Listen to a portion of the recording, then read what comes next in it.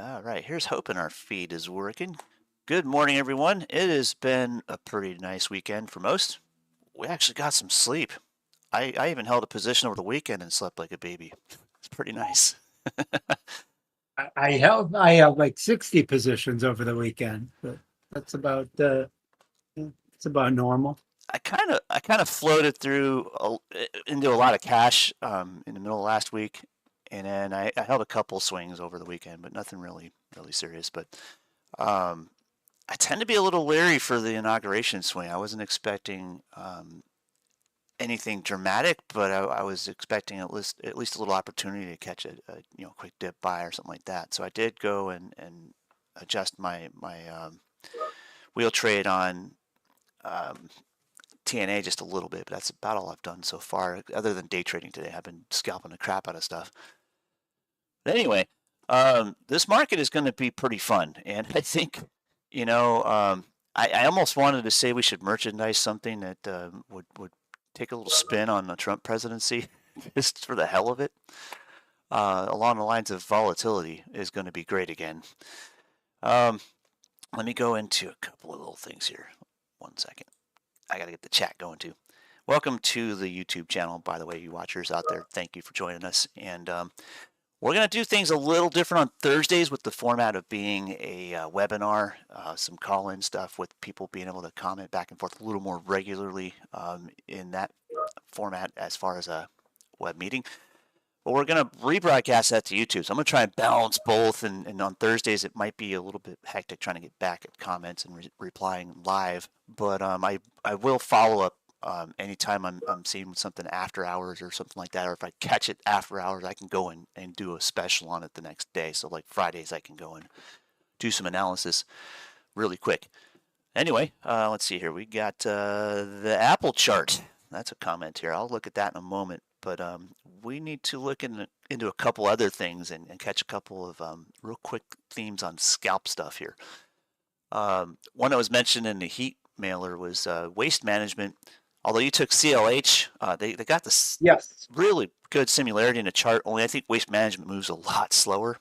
So I plotted it out on a monthly for measured move, half target of like 237.80, full target of about 264.25 or so. It's getting going. It's out of this broadening pattern. We just need to make sure it's going to follow through with a half move here for waste management anyway. But that's a monthly chart. This takes a long time to move.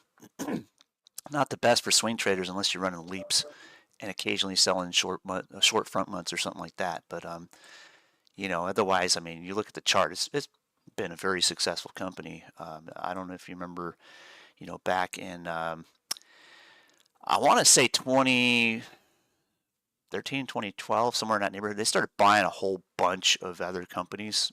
They kind of consolidated a lot, and that money came from somewhere. So we got that massive pullback, of course, in 2020, and then they found some more opportunity, and that's been a massively growing company. Between them and GFL, I think it is.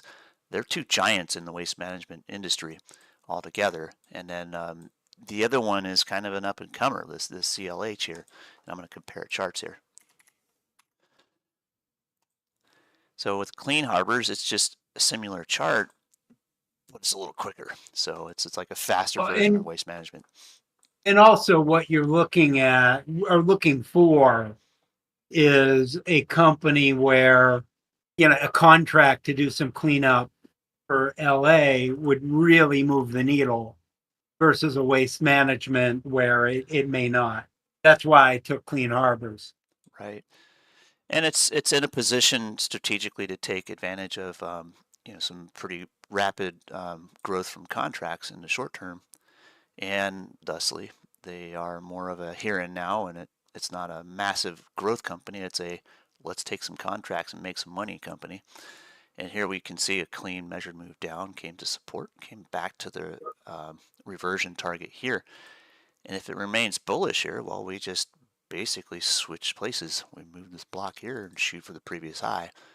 And of course, paying attention to liquidity zones on the way.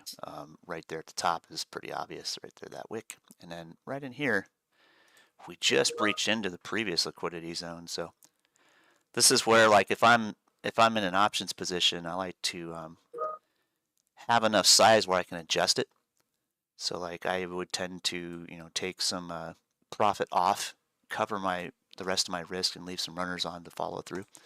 Right up against this liquidity zone here in our second measured move block, I think we got a pretty good shot of follow through, at least to be in this zone here for possibly even today. And I think we're not the only ones who are noticing that AI has become very useful for finding these. You can ask it a question and it'll go and grade them for you, like rank them from top to bottom as far as what company is going to benefit the most, the fastest, whatever you want to put in there for parameters. What I like to do is not have it rank it from top to bottom, but give it a score of 1 to 10. And then, I'm only looking at like eights, nines, and tens. So if Right. something scores a 5, 6, or 7, then I'm not really interested in it.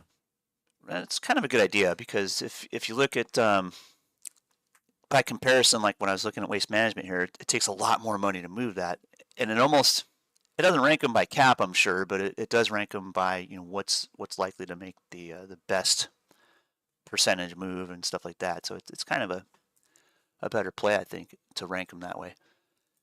And then you go into a couple other scenarios where you can kind of feel them out, and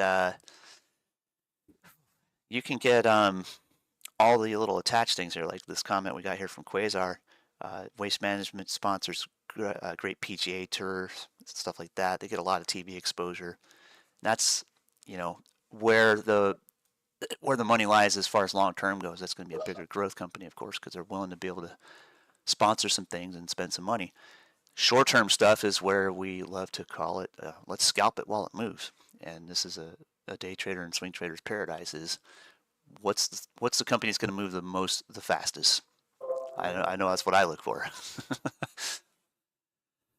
We had a couple other mentions here, and let me get into the list and a couple follow-ups to go back on as well. I wanted to go into energy a little bit again. If we can kind of turn the tide a little bit towards that, energy is killing it. I even went and put an extension block on CEG here, which we've been long for a while now. It's just killing it. We got a potential 1.5 for 1 measured move underway now, and it just hit the quarter mark at 330 this morning, damn near 328.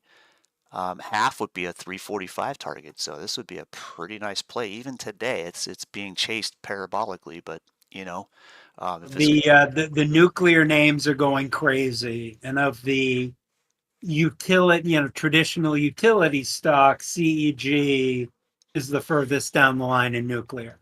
right, So like you look at an Oklo, it's up 17.5%, which is why CEG is doing well. gotcha. It's a sympathetic or symbiotic trade, and Yep. Oklo is right back into the top of our measured move block from before. That was the big move. We got the primary, in the big block moves. We're right up in that target, $30.80 to the number. Can this thing extend even higher? I'm kind of wondering. I know the theme has been pretty strong in it, but you got Trump in office now, and I don't know that you can really expedite putting in brand new major nuclear facilities, but the smaller ones are certainly able to spring up a little quicker if they're expedited by government funding and subsidies and whatnot. So that might be the deal. I mean, we might just be seeing some huge boons in energy, especially the small nuclear, and we can probably see NNE doing the same thing. Yeah, buddy, getting bullish. Let me block this out because this is a pretty major move, and I wanted to kind of pay attention to this one. Let me borrow this block. Let's say we get something like this going on. We're outside of penny stock territory, and we're into getting into some pretty serious money here. Can we say maybe a half target would be about $35? I'd say probably because we're right in the 86.6 fib of the previous all-time high back here. It makes sense. Let me throw this number down here. About $35 is my extension play on this thing for the midterm, and then short term, we're looking at this primary. It would take us right to the 1-for-1 anyway, and we're above the mean reversion of the previous pullback trend here already. So it's underway. This thing is moving. Dare I look at Lightbridge? That thing scares the crap out of me sometimes when it catches wind like this. Um, I like this chart. if I can get my ticker fingers working here, I'd add here if I didn't have too much already. right? And it's done the whole. We got the top of it. We nailed that target, by the way. We smoked that target. Now we're rounding off after the return to one of the support zones. We're a little bit in a broadening pattern. We're right up against the regression line of the broadening pattern. And I could say that we're right in line for a potential breakout right in here. Let me line about the regression of that pattern here from base. And it sets up, you can almost build a wolf wave the same way here. You'd come off of this and hit this and it would run the same way. But the reversion target for this guy now is about half this trend back, and you can see about 880 is a pretty good range on that one. Got to break this liquidity zone first. So let's see what happens in the next couple of weeks with Lightbridge here. And these guys are the innovators of like cooling technology, fuel rod technology, that type of thing. So I compare this to like junior miners. They're like the ones who develop new mining techniques that are more economical or efficient or what have you, and then they end up putting so much money into development they sometimes get in trouble and get consolidated by the bigger miners, and that goes. I almost wonder if Lightbridge can be kind of a similar situation where they're pioneering new technology. You can see they put a lot of money into the consolidation period here. Let me zoom way the hell out, and market structure's kind of done its thing here. But now we're looking for, what's the next level here? I mean, if things really pick up for these guys, I mean, this is potentially huge. Always take the time to look left and scan along for, reverse splits. Usually if you see one or two, it's okay. Typical penny stock stuff, but you start looking and seeing like nothing but, reverse splits, dilution, and new shelf offers and stuff like that. Those are the ones you stay away from. But these guys are starting to make sense now, and the consolidation and capitalization periods are already done. And here we are where we would expect a trend in spite of this, what we would almost consider a short squeeze. It was mainly just people chasing after that theme. You start to do this comparison on this, and I have to blow it way up on the weekly chart to show you. Sheesh. I had to zoom in so freaking tight on this. If you look at our consolidation period after all the capitalization, that squeeze took us right up outside of where we would expect our trend to start. So if things get above the 880 and we start to see this trend out here and get above, the $12, $13 mark right in this range here, some serious reversions in the near future would take shape. But I don't want to, put hopium above this anytime soon. I want to wait for the trend to follow through long term, and it's got to break about 18, 19 bucks. Just look at the previous highs right here. I'm going to borrow this base pivot and just stick it up there and turn it green, because that would turn the green light on for me for massive growth ahead type of situation, and then we just start looking left for more reversion targets. So that's a pretty lofty goal, and this is reasonable where resistance would be around that $12, $13 area. As far as market structure goes, it's textbook at that point. So kind of be patient with the long term on this, but in the meantime, the short term scalps, you got a lot of news flying around and stuff. That's where you're going to make some pretty killer day trades, swing trades, stuff like that. And I love the compound positions like that. So like if I'm scalping day trade moves, I'll add to a long term position on the side. I'll add leaps or even annual leaps all the way out and just build on them and start swinging the PMCC setup, or I'll build equity. I'll start building shares out of it. This is the kind of thing I love to compound, so that's where I'll be looking on this one. You have anything new pop up in the heat strategy? I saw a couple and I didn't get a chance to go into them all. I always got new stuff. So one name we've talked about a lot in the past is Tempest AI, TEM. Yeah. Over the weekend, it came out Nancy Pelosi bought. So it's up almost 40%. So I'm having a good day. There you go. I don't think I would chase it here, but remember this whole theme of AI in healthcare. So Jensen Wong came out, I don't know, a year ago at this point, maybe more, and said that this was going to be a massive growth area. I just saw a podcast with Mark Andreessen, and they asked him what area he thought AI would have the most impact on. He said healthcare. So, this is a theme you want to be on. This stock is a wild ride. I've No made kidding. a ton of money on it. I've lost a ton of money on it. Net net, I'm up. Well, now I mean now net net, I'm up big. But before this, net net, I was up. But it's not smooth. Yeah, There are other names in the space. The space has to broaden out. I don't think I would chase any of them today. But like a name that I've traded a lot in the past is Schrodinger, SDGR. There's also RX and Vive. They're all up in sympathy. So, and these are all still so speculative. I would be careful, but I would keep your eye on, anything related to AI and healthcare. I mean, Nancy Pelosi didn't pull this one out of her ass. no, she did some. She's out there buying Nvidia, Microsoft, Google, and then she buys Tempest AI. Yeah, There's a reason. there's some due diligence done there for sure, and we know she's no dope. She might have some inside information, but she's definitely keen on this kind of stuff. Well, I mean, she's talking to the Mark Andreessens of the world who are saying you want to be Right. in AI for healthcare. And, she may have some inside information about this name. Who knows? And we got I mean, it's a little choppy on the daily, but it's smooth enough to where you can see a pretty clean rounding bottom here. And then you got two breakout areas to watch. Short term, if we start getting above this previous LZ over here on the daily, we got a pretty good shot of a massive breakout, but it's going to be kind of sketchy by the time it gets there. I'm pretty sure there's going to be some profit taking there.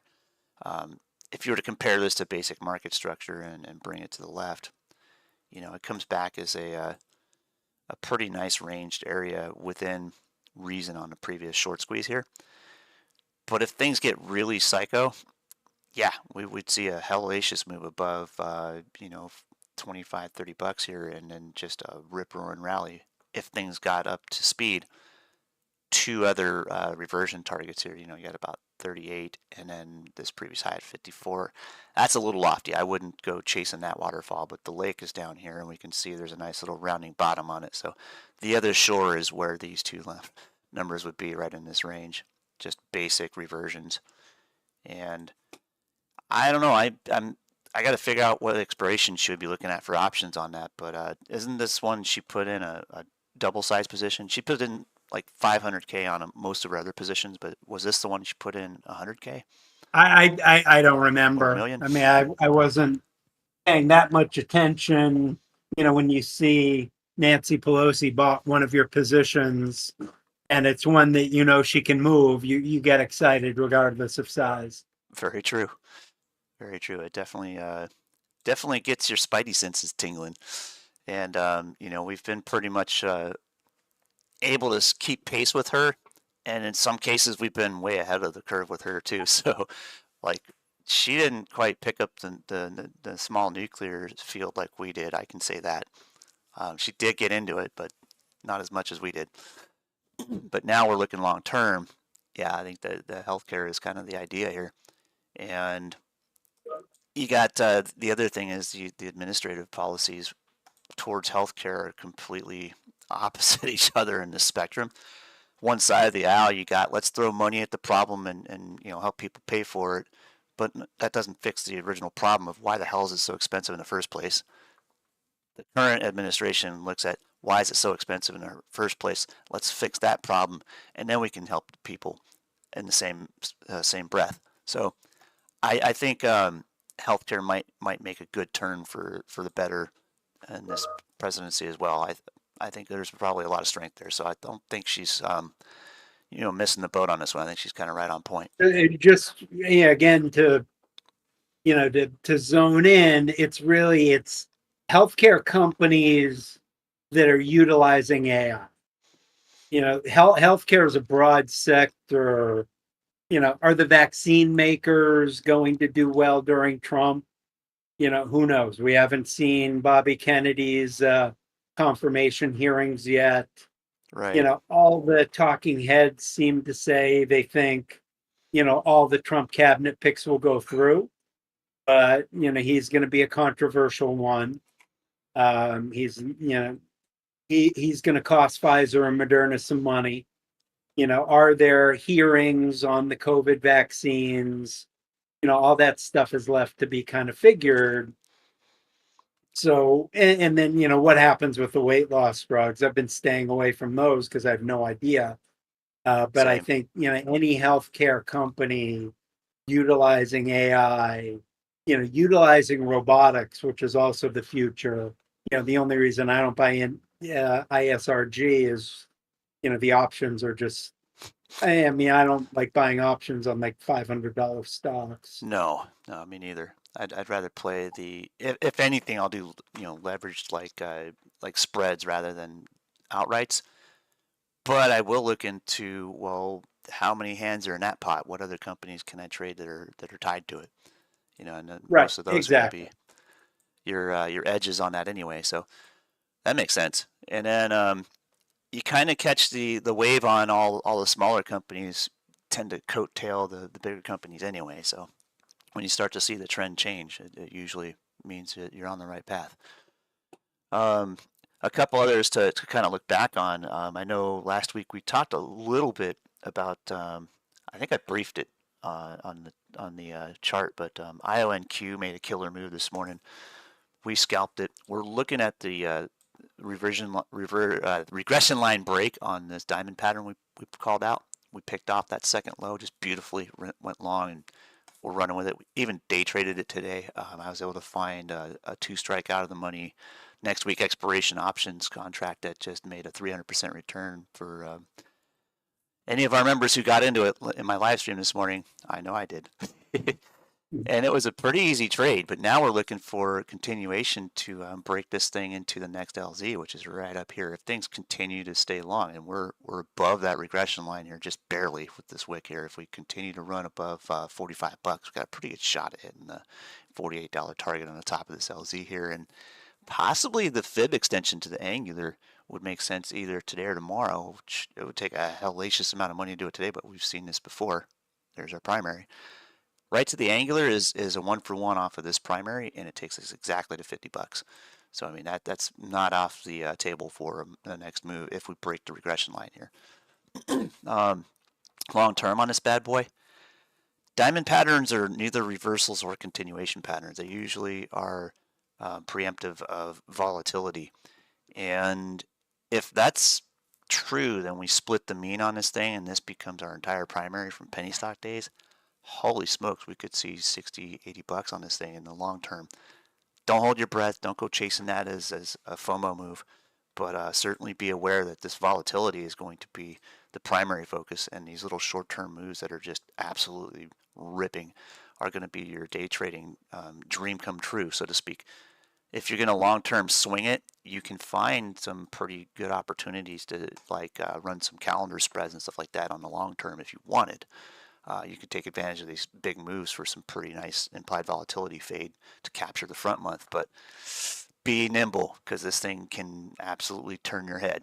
And that's one of the things. When you find those resistance points, that's where it typically happens. We're no surprise right here. This big wick here into the upper range. Bam!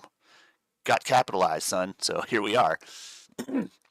Similar move with Soundhound was one of them, and QUBT. Both of those are up 12-13% today. Soundhound, though, hasn't met a reversion target. And we talked about this last week. We were looking for this range to hold. Here it is. Broke our key resistance zone today. Just smashed it. Now we're looking for a possible consolidation to finish a move on up to about $17 or so. Full reversion on this bad boy, about $18. Pretty obvious. Easy trade and chart, guys. That one's pretty nice and obvious for you. And you notice there is a bit of a broadening pattern here. if that ends up giving a fake out where liquidity gets grabbed, look for the top of this bar, 1650. If you start seeing some bullish moves right up to that and then a quick fade, look for a quick opportunity to catch the bottom of that back down to 14 bucks because that can get capitalized quick. Sorry about my throat. My voice is kind of screwed today, so if I'm clearing my throat too much and it's annoying you, I apologize. QUBT here, another quantum computing giant. We're right in this move here. We're right up against that regression line from the previous wedge. Similarly, we do have the IHS pattern playing out here. The neckline is now kind of in fib levels, looking for a break of about 1220 before we really get going on this thing. And if you look left, the 2 hour liquidity is pretty obvious there. You can see there were some sellers right in that wick. Shove that right in there.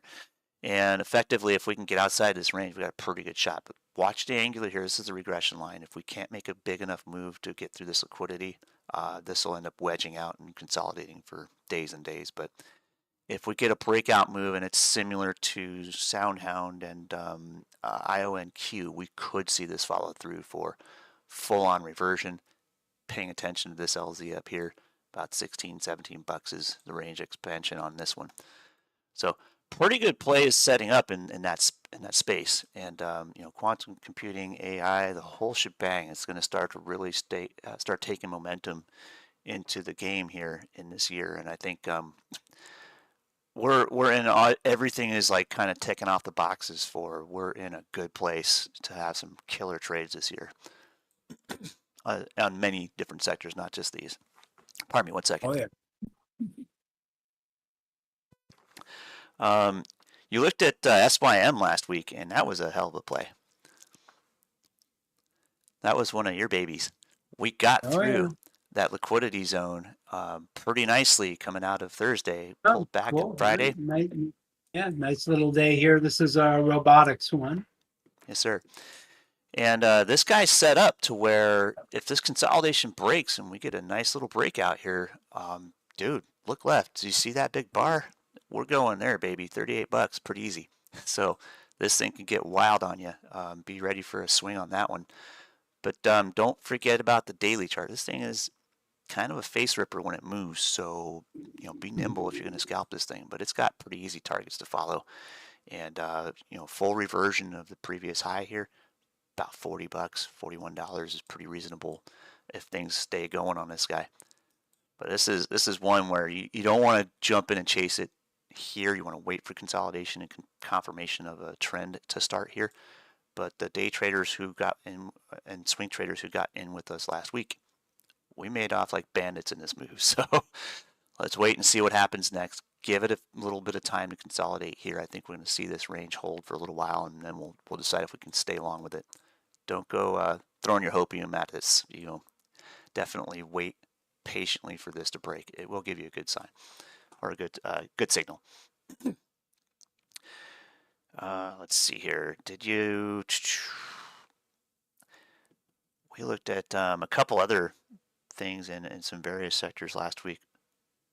I don't know if we followed up on Mara last week. I think we did. I kind of made the red line here at about 20 bucks. And crypto is like getting capitalized at this point. It's almost like a sell the news situation, but I don't think so. And I'm going to pull up Bitcoin's chart after this too, but we've made a nice reversion trade off this thing. We put the red line here. We knew where the resistance was critical for the neckline of our double bottom here. Basically, it's R1-ish. We knew that was there. We knew it was likely, if it's going to fail a breakout here, to pull back to a reversion. We pointed that out pretty well, about 1870. Target met. Now we're bouncing off that sucker. If we close a doji here and towards the end of the day we come back to about 20 bucks, you get a good day trade set up out of it. Follow through needs to break above $21 to really go anywhere. So stay nimble in the short term on this guy, and we could have a reversion play set up with a trend out to about 25 bucks. It's possible. But just, again, be nimble. Be a day trader in this first and a swing trader in it second. Wait patiently. The crypto name I like better, and I like everything crypto, especially, buy the dip, is Coinbase. And the reason why is the moment that the Trump coin went off, over the weekend, Yeah. just about every single ETF issuer in the crypto space called their trust counsel and said, draft me a prospectus for this. Ooh. And so we just saw, there's one filing that came out this morning that I saw. There's probably others that I have not seen. And these guys are filing for everything because we also have a crypto SEC now that will approve this stuff. All of it has to be custody to Coinbase.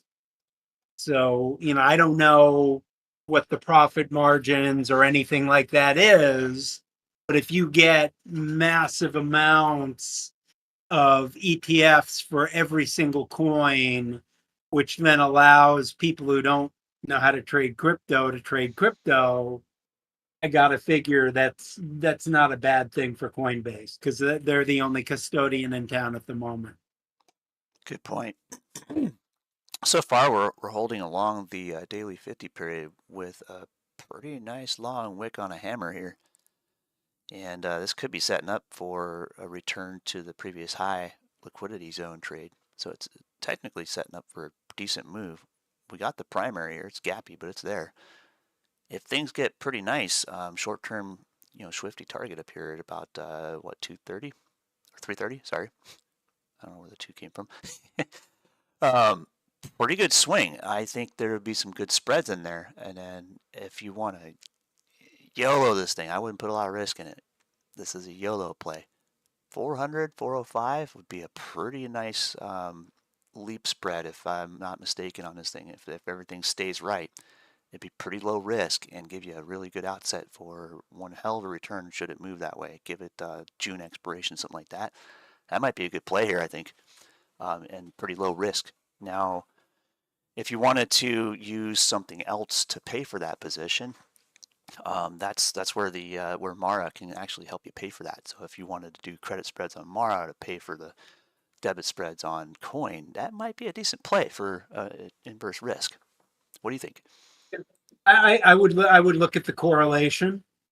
I love using credit spreads on something to pay for something else, but only, correlation 75% and above.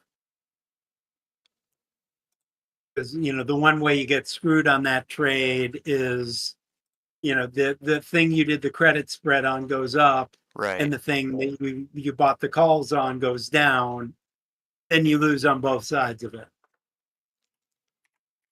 Oops, 1 second. Getting some love over here.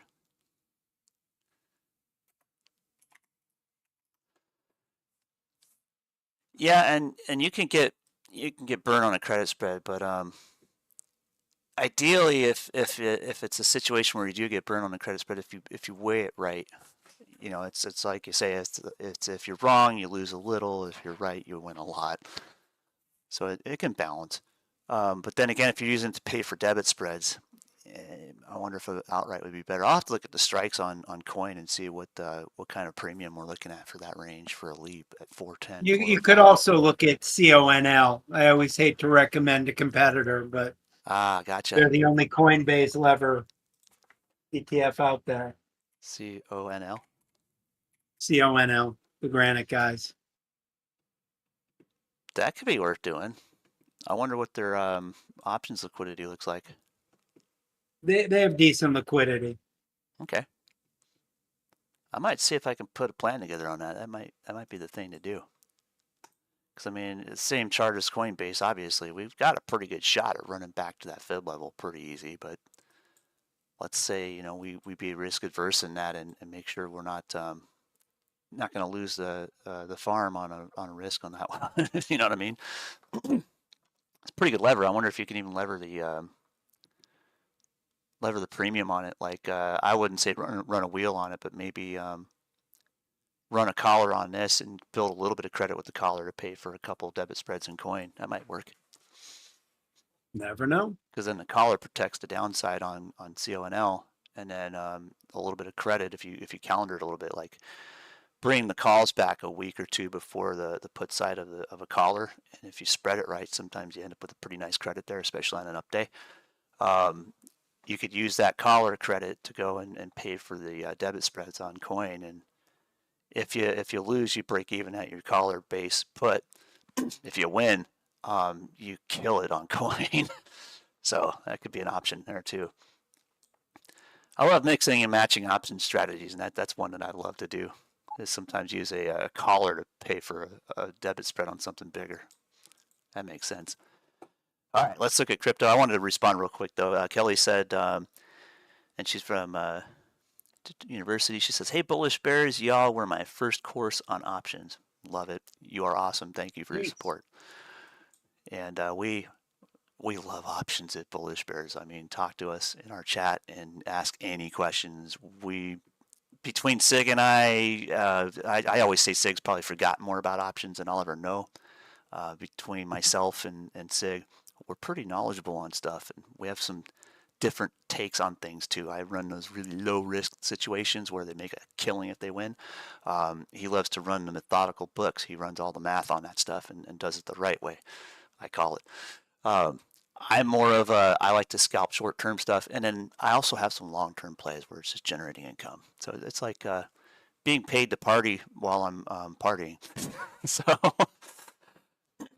moving on, we got a couple other things to quickly reflect on, and I remember we were looking at some of the other stuff in the cleanup experience, and I'll look at Bitcoin real quick too. But you were looking at if I can remember the dang ticker on that thing. Where did it go? Was it CDZI? I can't remember what the deal was on that. CDZI. Yeah, that's the water company in LA. Yeah. I mean, it's wild. The weekly. No one can tell whether or not these wildfires are good for it or bad for it. But yeah, I mean, I'm down 4.5%. Oh wait, I got calls somewhere else. To say, I thought we were looking long on this thing because last week we No, touched on I am. All right, so I'm down on some calls. I'm up on others.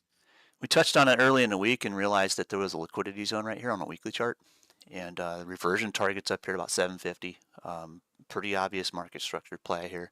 If we break this zone, and we're threatening it pretty good today, get above 580 and it's game on, baby. Let's go put the street hockey ball in the net right there at about 750 for a reversion play. It's setting up like it. Market structure plays are a little risky though. Sometimes they fail to break the market range high and then they pull back again, and you get a trend later. But we've kind of seen most of that in play here, and it's not like short squeeze stuff. It's mostly just natural movements, which I like to see. Short squeezes are kind of lame to go and put into perspective because you don't get the full story. Here we do. This is kind of more naturalized movements. It's not huge outsized plays. It's nice smooth price action.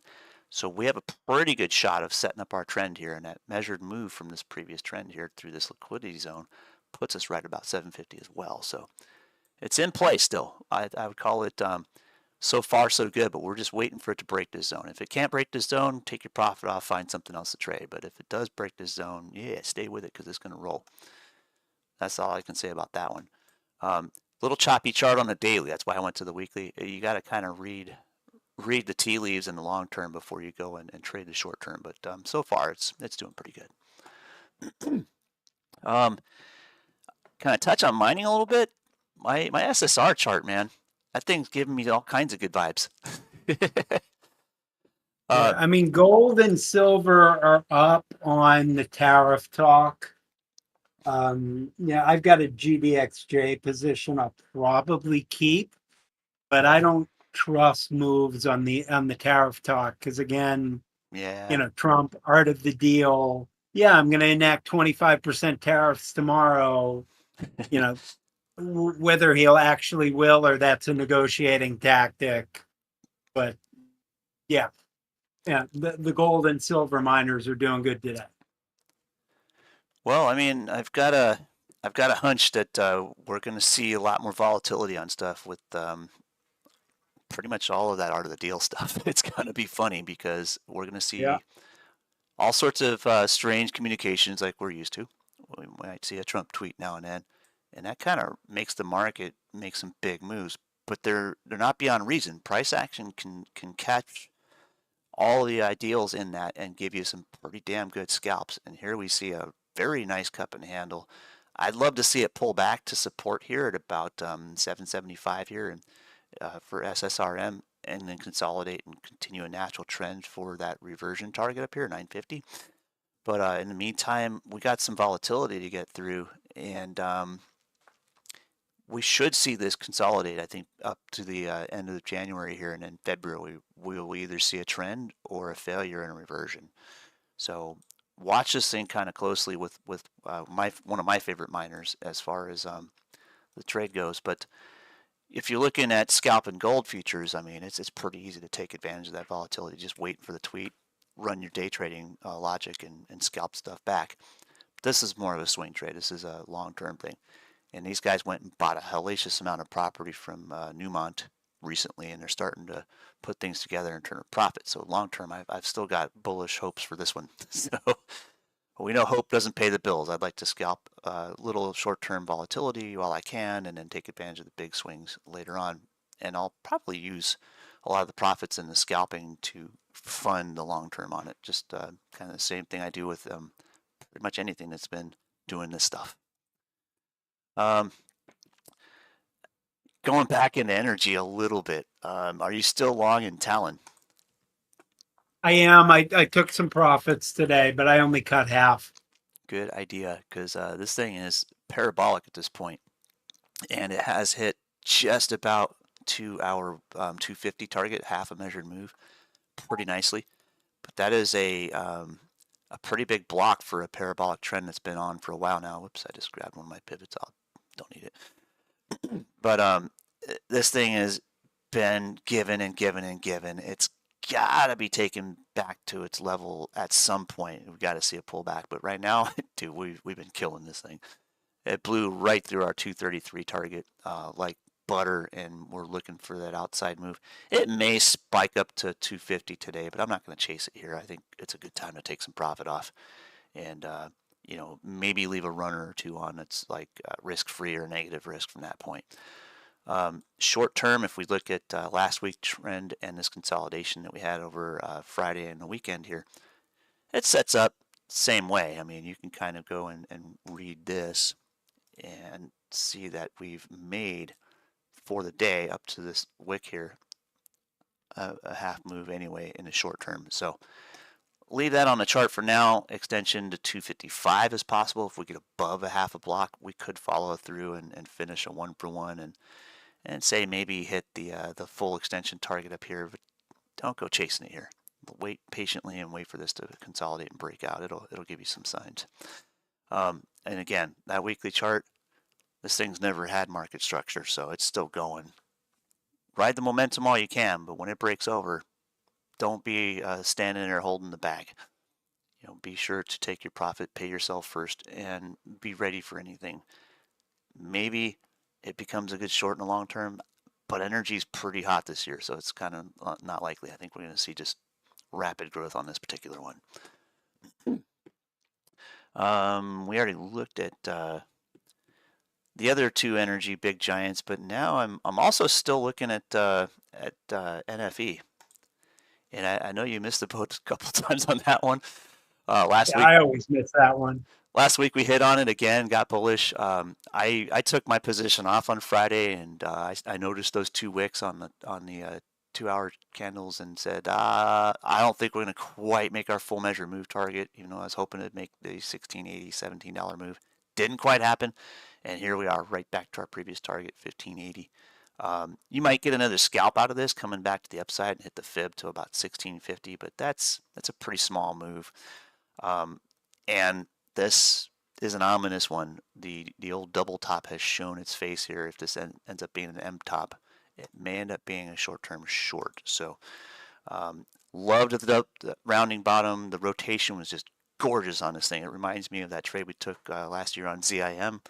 But here it's starting to run a little bit short of fuel, And I don't think it's going to quite break out and hit that reversion target to 22 just yet. I think we're going to consolidate for a while in this range, and it'll give us some day trades and swing trades, but wait and see what happens with this range. Eventually, it can break out, but give us some time. And this is still just the early part of market structure on this one. So, if you look left, it's done it before, sure, had some short-term rotation and some blasting moves, yes, but here it's likely to give us market structure. So we'll see.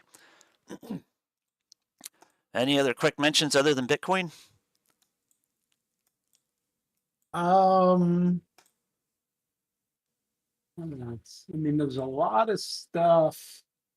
I bought DJT. It sold off on the news. So, we'll see. Highly speculative, of course. Right.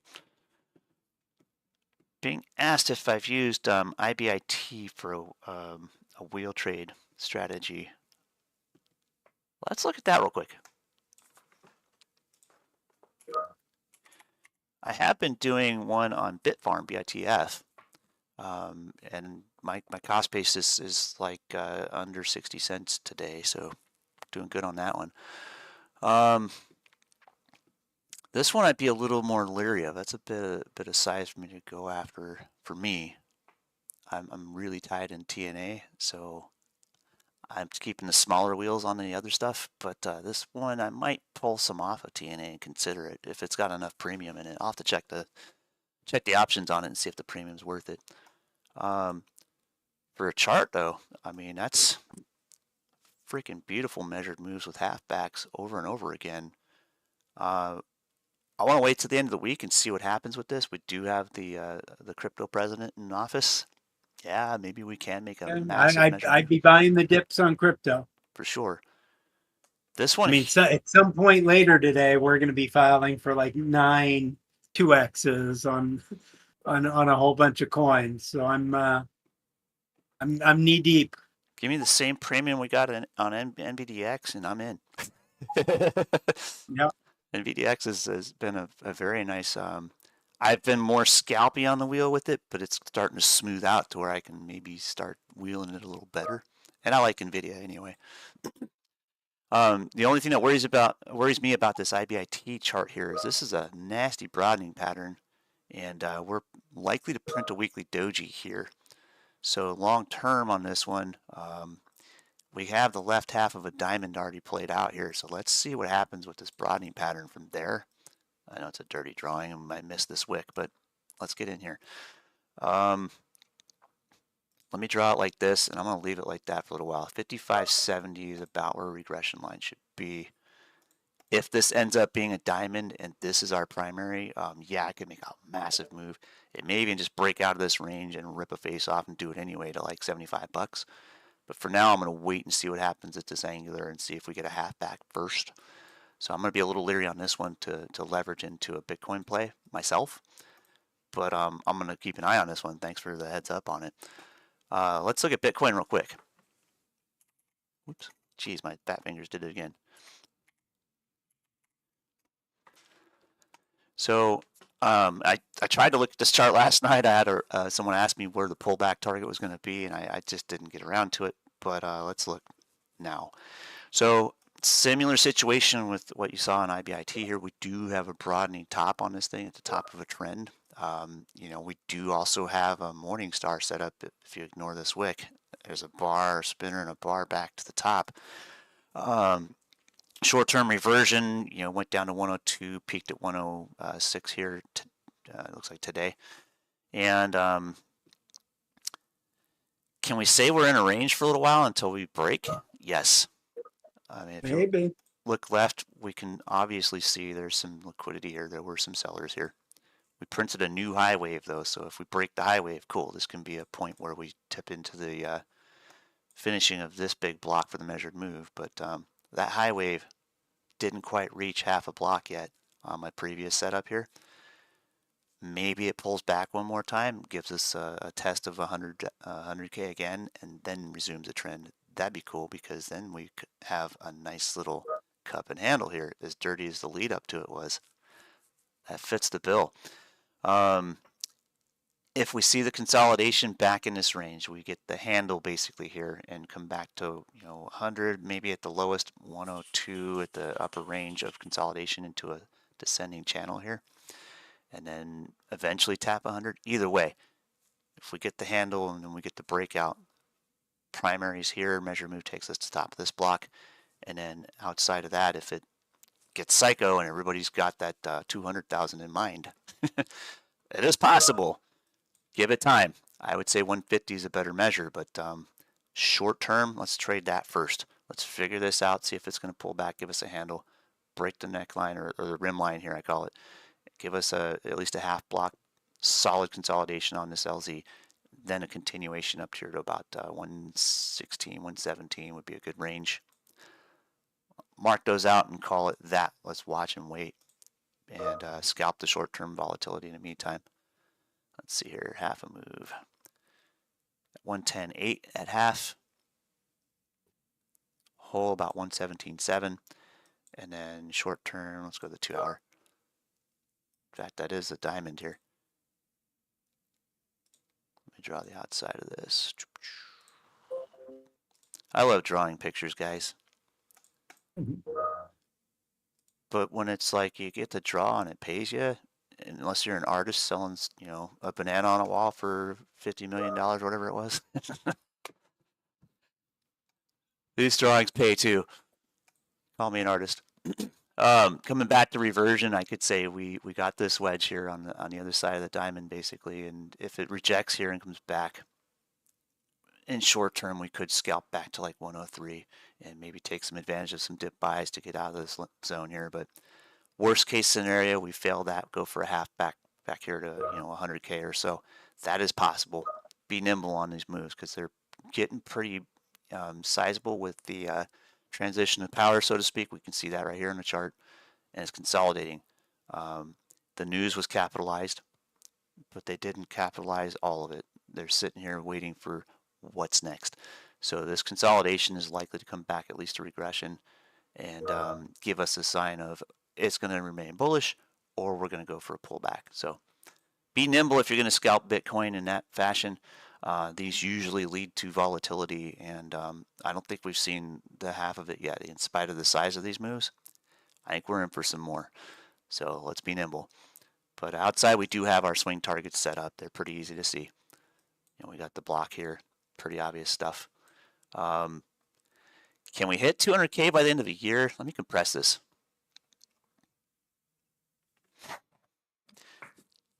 Yeah, man, I don't see too much beyond 150 within the year. I can't honestly say I can see 200. Everybody else sees 200. I don't quite see it yet. Just my opinion. What are you thinking on that? To put you on the spot. Which one? For Bitcoin. Do you see it hitting 200 by the end of the year, like everybody's thinking it will?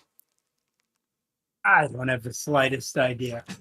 I mean, I would be buying the dips.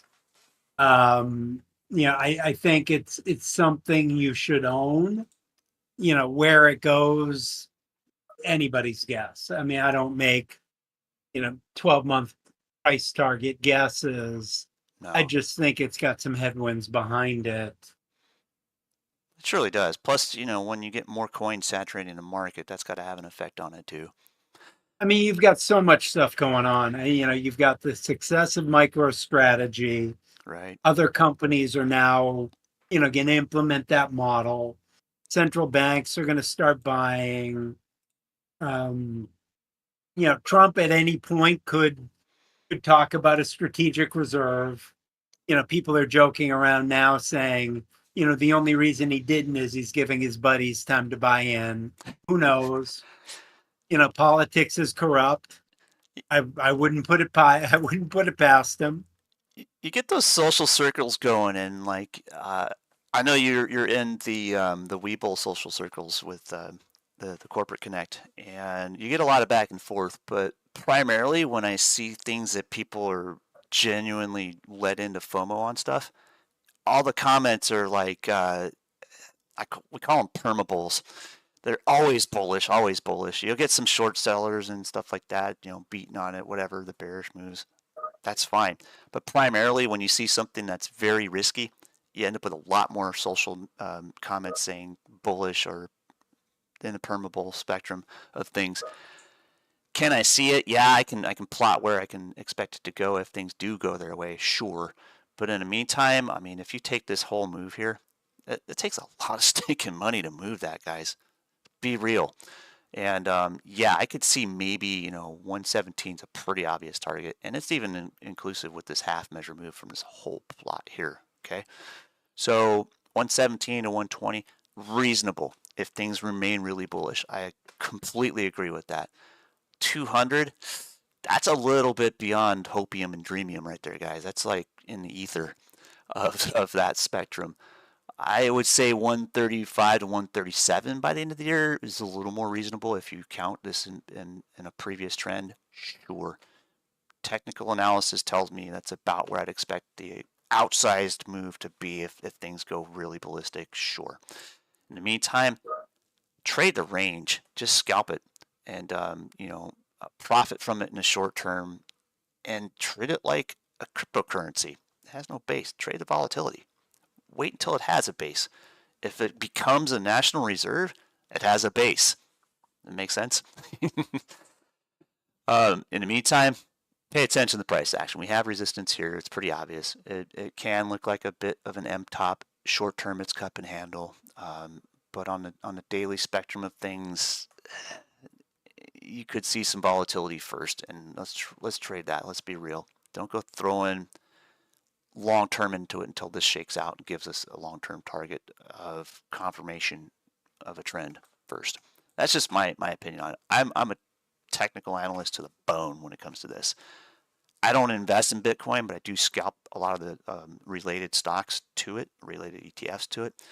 I've been Don't previous, forget BTCL. yes, We have options. We are 2X. and it works, and it fits the 2x very well. I don't know who you have trading that book, but dude, the guy is good at his job. I can say that it's very efficient at maintaining that 2x. We have a very good team. Yes, you do. As for my long term stuff, I mean, I trade Bitcoin every now and then, and some other cryptocurrencies every now and then. But last year it was a nightmare when I had to do taxes on it, and just I had to go trade for trade and verify every entry and exit. It sucked. It took hours. I'm not doing that again this year. I'm going to stick with all the stuff that's tied to it rather than go directly into those coins personally. But I also see the advantage of liquidity in the options chain on that too, because I love to generate options income. And it's Bitcoin doesn't give me the options unless I'm doing futures options on Bitcoin, and those are risky as hell. It takes a ton of money to do that. So I'm not a billionaire. I can't do that. So I'm gonna stick with what I know and trade the small houses and just make consistent income on it. That's my plan. My plan to the core. Anyway, I could go on and on about that, but I think we're pretty much wrapped for the day. We've got a few good trades setting up. We've got some stuff to look forward to, and I think by the end of January, going into Q4 earnings coming out in February, we're going to see some fun stuff happen. And generally, market's looking good. Should I take a quick look at Q before we go? Sure. All right. Q. I remember saying I was a little ominous about this descending channel that we were talking about last week. I am still long-term bullish on it. Short-term, I was like, maybe we could be bears. And if you get into the 2-hour chart and you look at this move, I've got all kinds of dope on here. I apologize for the mess. It is a messy chart. Let me take the moving averages off briefly, and then I'll put them back on when we're ready to talk about some stuff. So in a 2-hour chart, we've got this wedge. It's pretty obvious. We hit the what I call the trap detector base. We hit the 500 mark, bounced like a ball, made our plain measured moves, consolidated, came back. Now we're in the lurch. We're in the liquidity zone I mapped out here. We're above our angular, and we're also approaching a possible break of half of our trap detector here. This is right at the top of the LZ. That goes right to the fib level of the previous high here. About 527.40 is where I placed it. And we're looking at the top of the liquidity zone right now as we speak. a breakout move could put a measured move into reverting to the top of our original wave 2, which would put us up here to 530 mark. So if things get psycho this week, that's where we're headed, pretty obviously. This is the zone where we're waiting for a breakout, though. We'll want to see if it's going to go higher or not. This is going to be where the conversation between the bulls and bears is really going to take eventually a side, so to speak. Can we end up with something like this? It is possible. It almost is a mirror image of this push here. And then we got that massive sell-off. That can happen. In the meantime, I'm thinking that it's possibly the ominous does happen, and we take it back down to the support area here. But for the short term, we may see a quick grab right up to either of these levels. So be nimble in this market is what I wanted to get at with Q for me. And then daily chart, let's turn the moving averages back on and turn the drawings off for a moment. Bink. So moving average wise, we're well above a full measured move above that 50 period, and we're right up against resistance here. So that's why I'm still a little bit leery of this being a breakout move. And again, it just kind of reiterates it. I don't use moving averages as much as the average technical analyst, but everything kind of lines up to where we could be a little bit bearish here if this thing gets a little bit of a fade in this liquidity area here. Will it break down towards the 200? Probably not. I think the 50 is going to be a good solid support if it pulls back here for a time. So like 515 is about where that's at. And in Matthew's style, that's kind of like we've had the undercut and rally here, but it's made the expansion move to resistance from there. So can it pull back to the 50? It's a good opportunity to say probably. So be aware that we're going to see some volatility, and this is typically when we have that descending channel at the top of a trend. It's typically going to give us at least a decent pullback. That's all I can say about that, really. In retrospect, and this is Matthew would call a very poorly performing ETF, IWM. I mean, poorly constructed. Yeah. Certainly. If you want exposure to small cap, there's better ways to get exposure to small cap. Definitely. And personally, I use it for trading futures anyway. I'm a weird guy when it comes to futures. Futures charts tend to be choppy and very volatile, twitchy. Whereas if I go into an index that kind of condenses that into a tradable leveraged number, it makes the charting smoother. So for me, I can go and look at those sub 1 minute charts with IWM and trade RTY just so smoothly. If you ask some of the people who were in my stream this morning, I was nailing targets that I was calling out right and left. We were killing it. That's what I use it for. I use it for my technical analysis because I know that in spite of it being a poorly constructed ETF, the price action's still damn near methodical on the thing. So looking in the converse argument here, let me turn the drawings back on. We have a split target on our wedge here. This is our regression line. We're walking away with a really nice measured move setup. I based this gap. We're in a 1-for-1 is done. 1.5 is just about reached at about 229.50 here. And if things remain bullish today, we could see a 230 move. I said 130. I meant 230.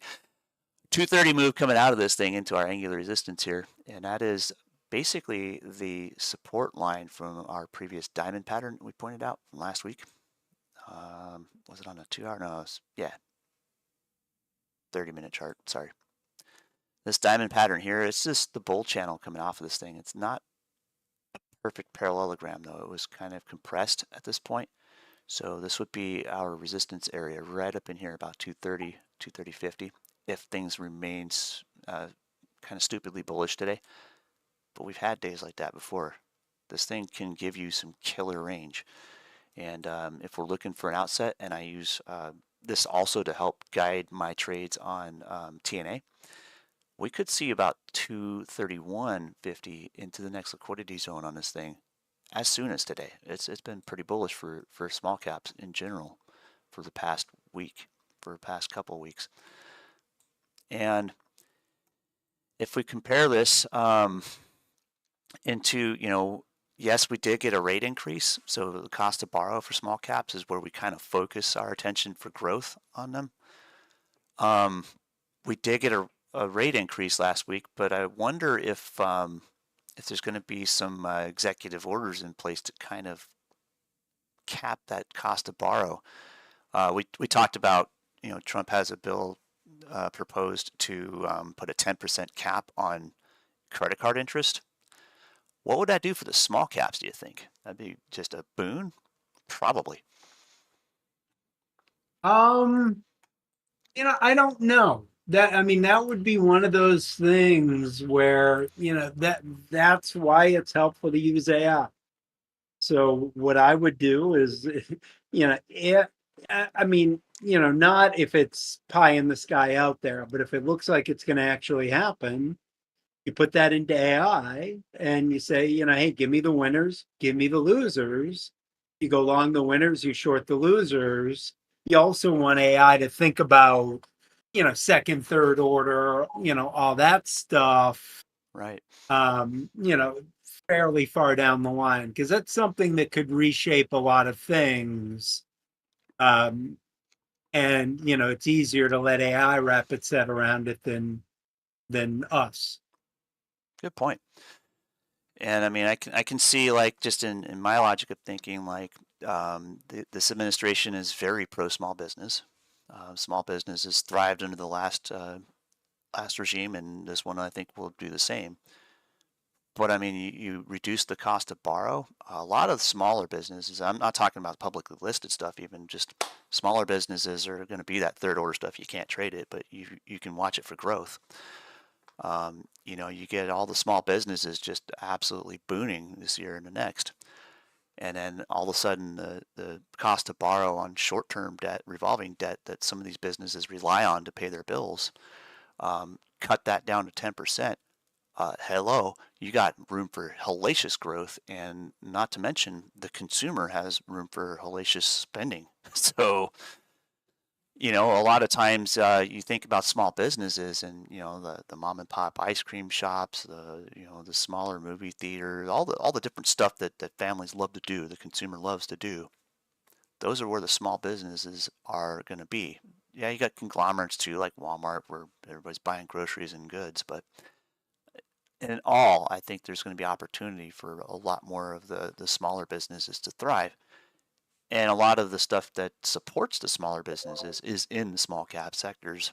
So, I mean, it kind of, to me, it makes sense to have a huge potential boost to all the small caps going into the next couple of years. Just my idea on it.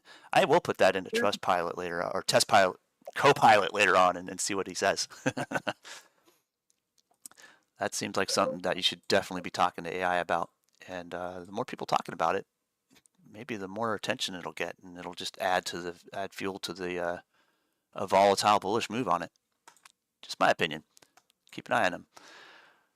All right, I think we can wrap with that. I'm like on overtime now, and my brain's starting to fade. I gotta eat something. I skipped breakfast, so I'm like running on fumes now, man. The coffee's even wearing off. So we'll see you guys on Thursday. Be sure to sign up for the webinar side. Matthew's got the webinar going. I've got a link to it in the description, and you also get into. I'd highly recommend getting into that Heat news mailer. That is a gold mine of information, and a lot of the AI questions are already asked there, so you just get the answers straight out. You don't even have to work for it. It's right there. There you go. So check it out. Give us a follow. Give us a like. Give us a subscribe. Thank you for telling your friends. We've actually broke the 92,000 subscriber kind of roadblock we've had for quite a while on the Bullish Bears YouTube channel, and we really appreciate the support, guys. Thank you so much. It really means a lot to us, because if we build that channel enough to where things become a little more lucrative as the business side, we'll do this every day of the week. So that's the idea. I want to see that happen, guys. So help us out, tell your friends, and thank you for all the support you've given us. We are eternally grateful, and just